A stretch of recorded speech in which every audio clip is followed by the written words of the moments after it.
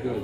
All right, cool. Just wanted to kind of get your thoughts on it seemed as though we were going to get Spence versus Crawford immediately, and then Crawford goes on to, sign up to fight David Avanesian on BLK Prime. What are your thoughts on that whole thing? My thought is that I really don't know what happened with the negotiation, but I was always somewhat skeptical that they would result in a fight because Crawford had no promoter. And in order to really make a deal like that, you got to go in with a promoter who is prepared to put up a big guarantee for your side. I mean, it was unfair for him to look at Al and ask for Al to put up a major guarantee because Al had no relationship with him. It's another thing. Those are the words of Bob Arum as you heard him discuss it being unfair to Al Haymon simply because Terence Crawford didn't have a promoter. So because he didn't have a promoter, therefore there was no reason for Al Haymon to put up a bid. And let me counterpunch. This is it's interesting to say the least. And it's ironic for Bob Arum to say that Terence Crawford had no promoter on his end simply because when he was promoting Terence Crawford, he was in fact demoting Terence Crawford. He wasn't talking about what Terence could do. He wasn't talking about what Terence was about, how gifted he was. He didn't promote him. And how you promote a fighter, you over-explain, you amplify the skill set and the ability of the fighter, okay? Not the personality. The personality of Terence Crawford is not important in a boxing match as far as you promoting him, because without him being the promoter, what is his job for? If he felt, like he said, that Terence Crawford should self-promote, that's exactly what he should do. And that's exactly why Terence Crawford left Bob Arum in the first place, because Bob Arum forgot his role and he forgot his job title, and he forgot the duties of his job title. And that was to promote. So when you did hear Bob Arum say, I'm losing money, I'm wasting money, I could have bought houses and mansions with the money that I gave Terence Crawford, that is the exact thing you should not do. That's the thing that is counterproductive, right, of what he should have been doing.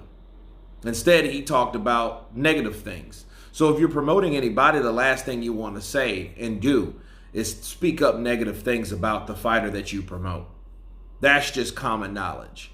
So that was disrespectful, okay? And that didn't help Terence Crawford at all, okay? Now, as far as Al Haymon goes, well, the whole scenario of Al Haymon, we all know Al Haymon does not give interviews. He doesn't give interviews simply because he doesn't feel like explaining himself to the public, because he doesn't want to get caught up in certain things that he says, because once you start making interviews and being interviewed, you're going to have to be accountable based on those receipts from that interview. And the receipt is the interview. So Al Haymon, I feel, he doesn't make interviews for that reason. He wants to be the guy pulling the strings. He doesn't necessarily want to be the guy that's in the front runner. So what he does is he tells, I guess, the people that work for him, and the people that work for him tell the fighters. There's very few people that talk to Al directly. Al calls the shots, but he hires someone else to give the directions of something that he commanded. Okay? So, saying all that to say this, I want you guys to stay with me.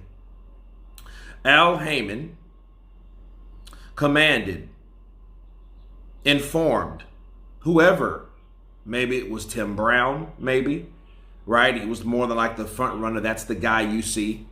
on the PBC end, that Errol Spence tell the public when they talk about Terence Crawford or a fighter from another promotional company, tell him that he's on the wrong side of the street. Errol Spence didn't bring that up. Errol Spence just was saying what someone told him about that issue. Regardless of Errol Spence wanting to fight Terence Crawford or not, it's irrelevant. Why? Because he does not call the shots. He is simply the talent. He may deliver it and pretend to be something, or the man down promotions. That means anything. That doesn't mean it. You could have an LLC to a business that you don't do. A lot of people have that. Right? So it doesn't really matter at the end of the day. But what does matter is what Al Haymon wanted. Okay? So that fight wasn't going to happen because Terence Crawford was on the wrong side of the street. Meaning he wasn't with the promotional company that they were willing to do business with anyhow. And since that was the case, that's what he wanted. Because Al Haymon wants everything in-house so he can control it from A to Z. When you bring other people in, you start revealing what their protocol is for paying fighters, which is not on the same level as other promotional companies like Top Rank. That's why Terence Crawford made more money than Tank Davis or Errol Spence. Maybe Keith Thurman, but Keith Thurman only made that one time when he fought the great Manny Pacquiao. Okay?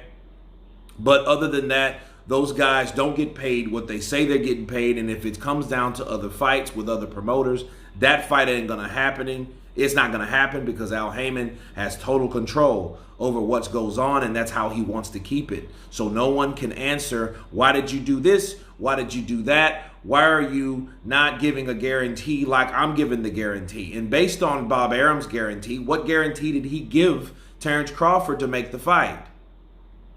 Okay, see, the guarantee that he wanted if he was promoting or still promoting Terence Crawford would be significantly higher than Al Haymon is willing to pay. That's why all those bullshit fights are on pay-per-view, because pay-per-view is a way, and it's a loophole on how not to pay up a guarantee or money up front. Okay, that's how you do it. That back-end money is always the way to pay their fighters versus giving them something that they really can't guarantee or they don't want to guarantee. Okay? So with Bob saying that, hey, I think it's unfair to Al Haymon, well, it was also unfair to Terence Crawford how you demoted him when he was with you. And he gave you so many spectacular knockouts, so many fights, so at least you could do is your job.